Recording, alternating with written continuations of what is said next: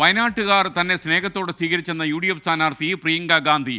വയനാട്ടിലെ അനുഭവം വളരെ രസകരമാണെന്ന് പ്രിയങ്ക ഗാന്ധി പറയുന്നു. പോളിംഗ് ബൂത്തുകളിൽ സന്ദർശനം നടത്തുമ്പോഴായിരുന്നു പ്രിയങ്ക ഗാന്ധിയുടെ പ്രതികരണം.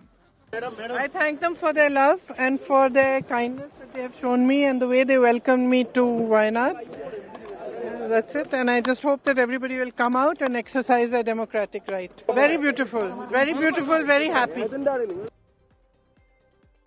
വളരെ വാത്സല്യത്തോടെയാണ് താങ്കളെ തന്നെ ആളുകൾ സ്വീകരിക്കുന്നതെന്ന് പ്രിയങ്ക ഗാന്ധി പറയുന്നു. അവർ ഓരോ പോളിംഗ് ബൂത്തിലും സന്ദർശനം നടത്തുന്നതിനിടയിലാണ് ഈ പ്രതികരണം നടത്തിയത്.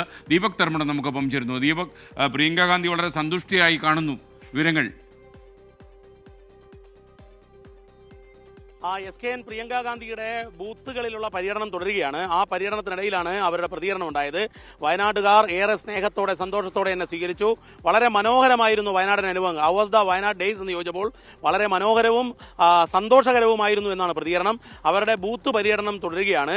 ഏതായാലും ഇന്നത്തെ തെരഞ്ഞെടുപ്പിനേക്കാൾ അപ്പുറത്തേക്ക് EP-യുടെ രാഷ്ട്രീയ വിവാദം വന്നതിൽ UDF ക്യാമ്പ് വലിയ ആഹ്ലാദത്തിലാണ്. കാരണം അത് വലിയ രീതിയിൽ UDF-ന് രാഷ്ട്രീയമായി ഗുണം ചെയ്യും എന്നുള്ളതാണ് ഇപ്പോൾ നമ്മൾ പ്രതികരണം ചോദിക്കുന്ന എല്ലാ കോൺഗ്രസ് നേതാക്കളും പറയുന്നത്.